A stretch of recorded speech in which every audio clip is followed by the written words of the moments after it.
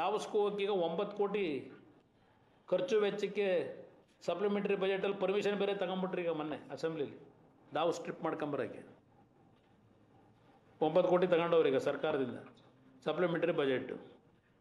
ಇವರಿಗೆ ಅಧ್ಯಕ್ಷಗಳು ಮಾಡ್ಕೊಳ್ಳೋಕ್ಕೆ ಇವೆಂಥ board ಕಾರ್ಪೊರೇಷನ್ಗೆ.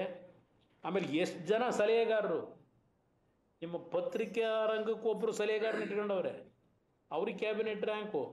ಅವನ್ಯಾರೋ ಸ್ಟ್ರಾಟಜಿಸ್ಟು 5 guarantee ಕೊಟ್ಟಿಗೆ 136 ತಂದ್ಬಿಟ್ನಲ್ಲ. ಈಗೆಲ್ಲ ಇಡೀ ದೇಶಕ್ಕೆಲ್ಲ ಸ್ಟ್ರಾಟಜಿಸ್ಟ್ ಮಾಡ್ಕೊಂಡಿದ್ದೀರಲ್ಲ, ಸುನಿಲ್ ಕನಗೋಳು ಅವನೊಂದು ಸಲಹೆಗಾರ, ಮುಖ್ಯಮಂತ್ರಿ ಸಲಹೆಗಾರನೇ